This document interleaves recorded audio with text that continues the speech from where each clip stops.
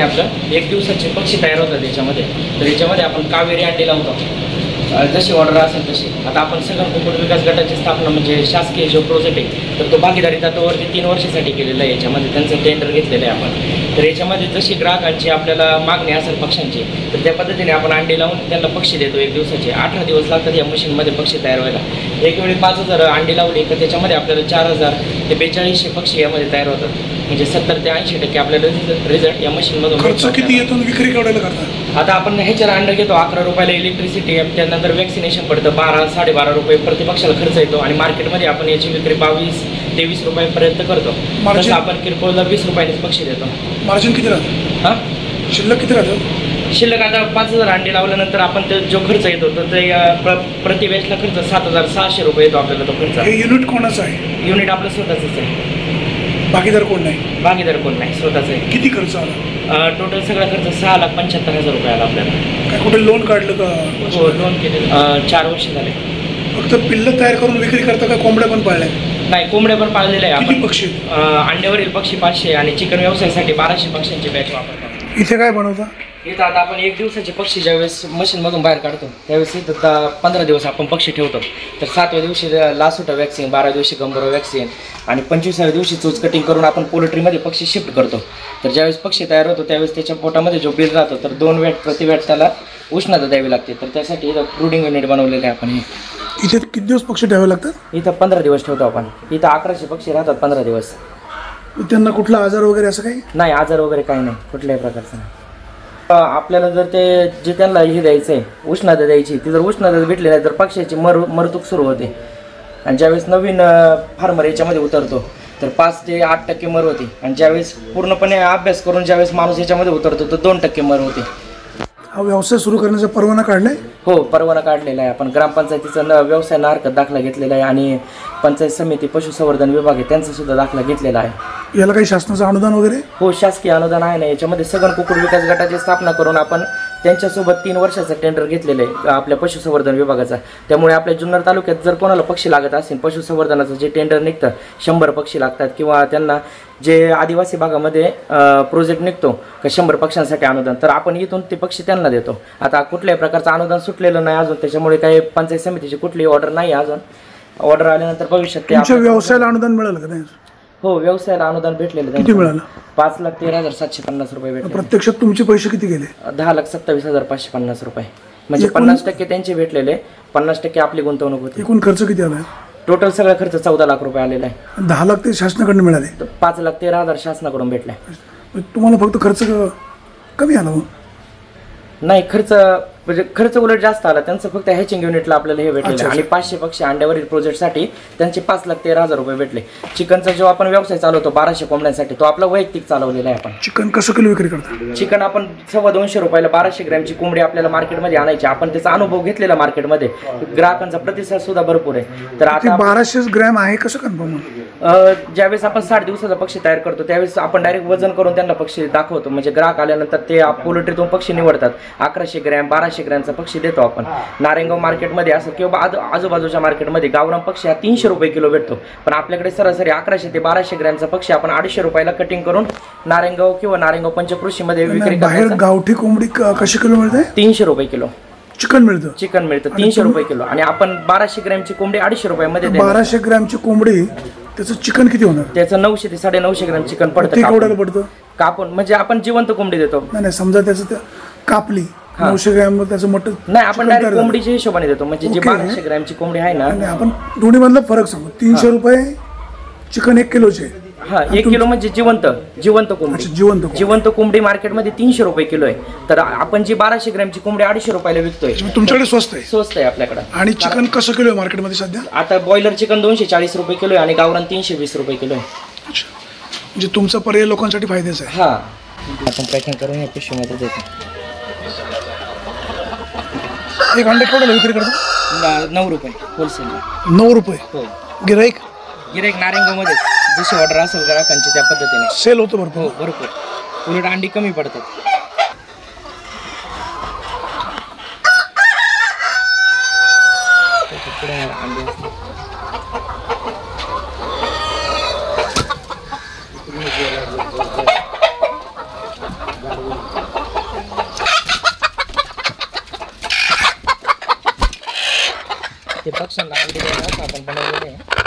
त्याच्यामध्ये पक्षी अंडे देतात.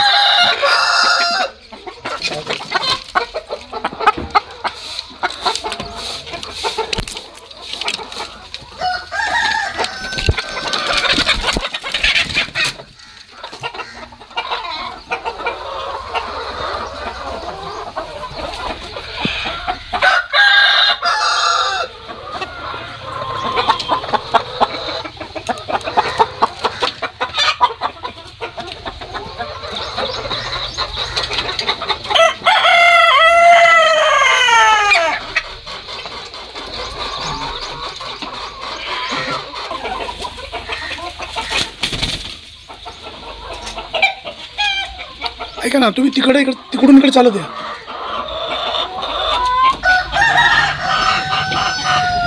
इथं दुसरा कोणताही व्यक्ती आला ना तर हा कोंबडा म्हणजे आतमध्ये कोणाला येऊन देत नाही पोल्ट्रीमध्ये. आता पप्पांशिवाय इकडे या पोल्ट्रीमध्ये कोणच येत नाही या कोंबड्याच्या भीतीवर.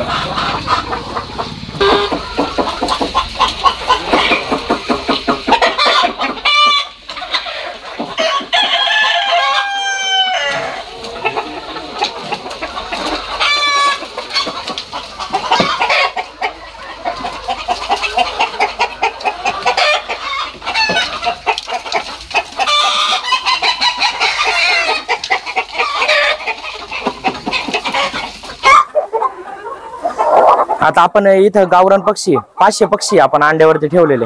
आपल्याला डेली 250-300 अंडी भेटतात. याच्यामध्ये 250-300 अंडी भेटतात. मग आपण नारायणगाव किंवा नारायणगाव पंचकृषी मध्ये जशी ग्राहकांची ऑर्डर असेल, आता ऍक्सिडेंटली पेशंट असेल किंवा गर्भवती महिला असेल तर ते आपल्याकडून मोठ्या प्रमाणामध्ये अंड्यांची मागणी करतात. मग आपण त्यांना ती अंडी आपल्या इथून घरपोच डिलिव्हरी 9 रुपये प्रति अंड म्हणजे 30 अंड्यांचा एक ट्रे 270 रुपयाला पोच करतो. कोंबड्यांचा खर्च कमी करण्यासाठी आपण हॉटेल लाईनची जी उष्टावळ राहते, रोटी असेल, चपाती, भाकरी, भात, तर ते आपण हॉटेल लाईन वरून गोळा करतो. त्याच पद्धतीने भाजी मार्केट मधून आपण टोमॅटो,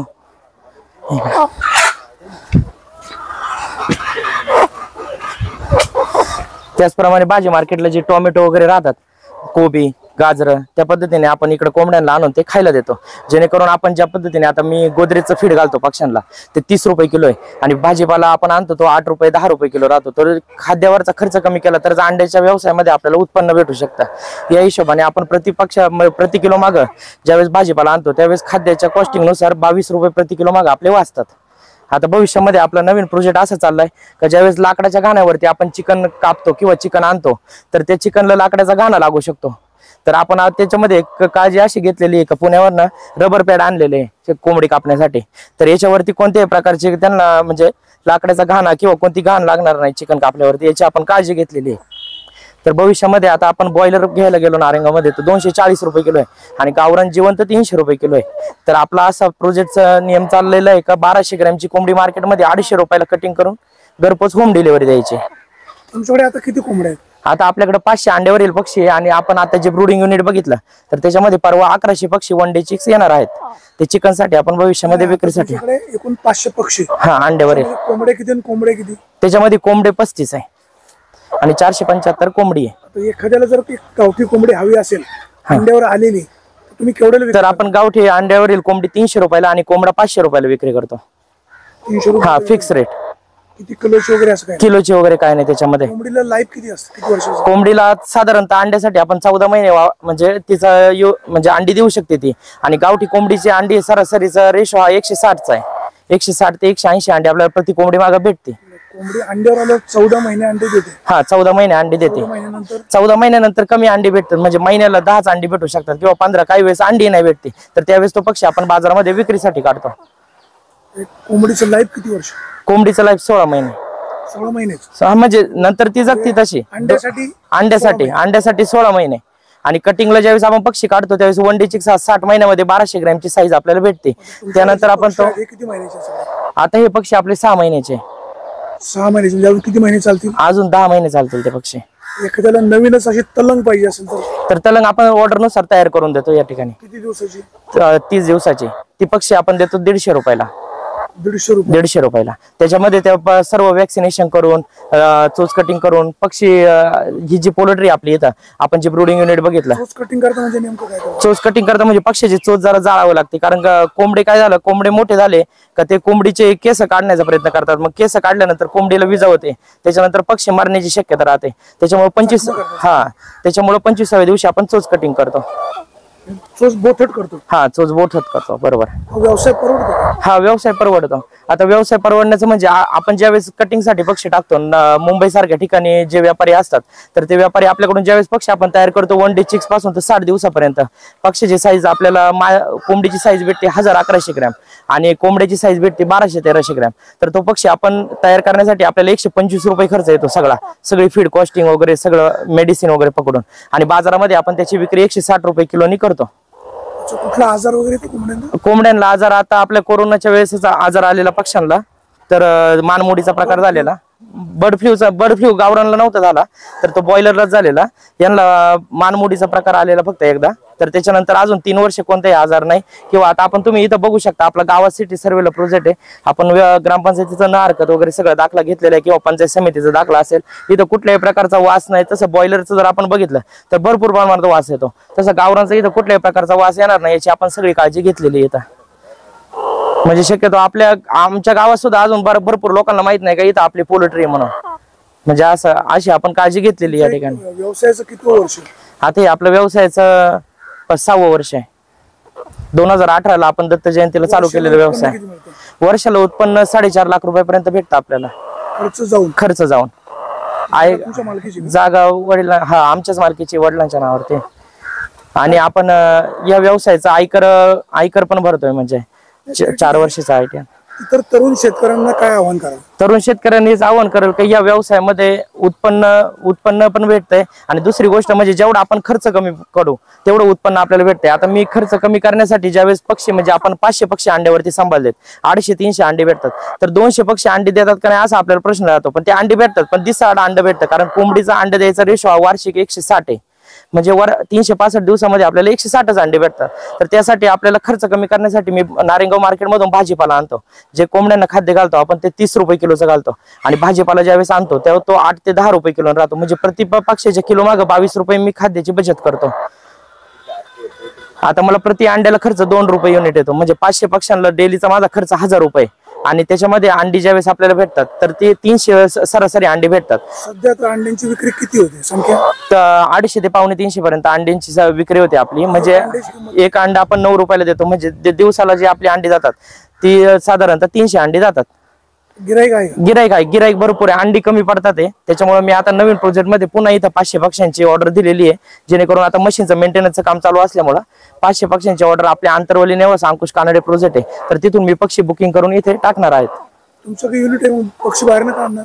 आता मशीनचं मेंटेनन्सचं काम चालू आहे ना. पुढच्या वेळेस आखाड आहे ना. हा, परत आता आखाड पुढच्या वेळेस चालू होईल. मग श्रावण मध्ये लोकांची मागणी कमी राहते. आता आखाडची बुकिंग ऑलरेडी झालेली आहे. त्याच्यामुळे मशीनचं मेंटेनन्सचं काम काढलेलं आहे. तुमच्या व्यवसायाला कुटुंबाकडून किती सहकार्य मिळतं? कुटुंबाकडून आता वडील इथेच असतात. मी बाहेरची जरा कामं बघत असतो. त्याच्यामुळे वडील हेच ऍडव्होकेट राजेंद्र कोल्हे साहेबांना त्यांच्या ऑफिसला असतो. तर त्यांची काही कामं असेल त्या पद्धतीने ती कामं बघतो. तर मग इथं वडील असतात, माझी मिसेस असते. मग ते इथं सर्व बघतात. मग खाद्य वगैरे काही गोष्टी असेल तर ते मी आणून देतो बाहेरचा. काय प्रतिसाद चांगला नाही? प्रतिसाद चांगला आहे. प्रतिसाद लोकांचा भरपूर आहे. जेणेकरून मला अंड्याचा तुटवडा पडतोय. आज सुद्धा लोकांचे फोन येतात ते अंडी पाहिजे. पण अंडी ऑलरेडी 2-2 दिवसाची माझ्याकडे ऑलरेडी बुकिंग राहते. आपल्या नारायणगाव मध्ये वैद्यकीय क्षेत्रामध्ये डॉक्टरांना सुद्धा मी अंडी देतो. शिक्षक लोकांना सुद्धा ऑर्डर देतो, अंडी देतो. अंडी पुरत नाही का खपत नाही? नाही, अंडी पुरत नाहीये. त्याच्यामुळे मी 500 पक्ष्यांची ऑर्डर दिलेली आहे. दररोजची अंडी तर 300. हा, शिल्लक राहत नाही अंडी. आता सुद्धा तुम्ही बघितलंय मी 250 अंडी देऊन आलेलो आहे आणि ऑलरेडी अजून 100 अंडी घेऊन चाललेलो आहे. साहेब नमस्ते. आपण पाहिलं की गुंजळवाडी गावात या ठिकाणी आमचा सहकारी मित्र राजेश सरवदे यांनी जो हा पोल्ट्री फार्मचा जो व्यवसाय केलाय, खरं तर बॉयलरच्या जमान्यात आज गावरान जपण्याचं काम या सरवदे कुटुंबाने केले. त्यांचे वडील अशोकजी सरवदे आणि त्यांचा मुलगा खरं तर अतिशय हुशार आमचा सहकारी मित्र राजेश यांनी अतिशय चांगली संकल्पना राबवून खरं तर आजच्या जमान्यात डॉक्टर पण सांगतात की बॉयलर ऐवजी तुम्ही गावरान अंडे खात जा. आणि निश्चितपणे या ठिकाणी गावरान जपत असताना राजेश त्या ठिकाणी आमच्या नारायणगाव सारख्या शहरी भागात रोज त्या ठिकाणी गावरान अंडी पुरवण्याचं त्या ठिकाणी काम करतो आणि आज त्यांनी आपल्या या सर्वसामान्य कुटुंबातून खडतर परिस्थितीतून हा सगळा प्रोजेक्ट उभा केलाय. त्यांनी घरच्या जागेतच हा पोल्ट्री फार्म या ठिकाणी उभा केलाय, हे हॅचरीज उभं केले आणि सगळ्यात महत्त्वाची गोष्ट आपल्या आईबाबांच्या नावाने हॅचरीज उभं केले. हे फार अभिमानाची बाब आहे. अशा नवीन नवीन संकल्पना राबवणारे जे तरुण आहे यांच्या मागे आम्ही भक्कमपणे त्या ठिकाणी नवीन व्यवसायासाठी आम्ही त्या ठिकाणी उभं राहत असतो. अजून जरी कोणाला अशा नवीन संकल्पना असेल, नवीन व्यवसाय असेल तर निश्चितपणे या ठिकाणी आम्हाला सांगत जा. या ठिकाणी जर असा कोणाला व्यवसाय करायचा असेल तर राजेशचा पण या ठिकाणी संपर्क साधा आणि गावरान अंडी असेल किंवा गावरान ह्या कोंबड्या ज्यांना कोणाला त्या ठिकाणी पाहिजे असेल त्यांनी निश्चितपणे राजेश या ठिकाणी संपर्क साधा. गुंजळवाडी गावात हा आपला सहकारी मित्र, इथं पाहतो आपण सगळे तरुण सहकारी मित्र आहे. निश्चितपणे आम्हाला त्याच्या कामाचा कौतुक आहे म्हणून या ठिकाणी आपण सगळेजण आलोत. मी मनापासून राजेशला शुभेच्छा देतो.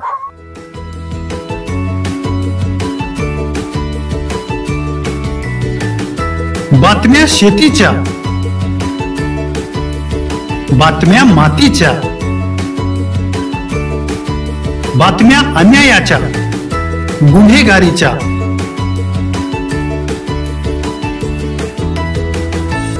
राजकारणाच्या आणि समाजकारणाच्या, शोषणाविरुद्ध बुलंद आवाज, जनसामान्यांच्या हुंकाराची गाज, सत्कार्याला प्रोत्साहन, दुष्कृत्याला अनुशासन, निर्भीड, निस्पृह, सडेतोड, बेधडक आणि रोखटोक म्हणजेच विघ्नहर टाइम्स. शोध बातमीचा, ध्यास सत्याचा. आपलं चॅनल, आपली बातमी. सबस्क्राईब तर कराच, पण बेल आयकॉनवर क्लिक करायलाही विसरू नका.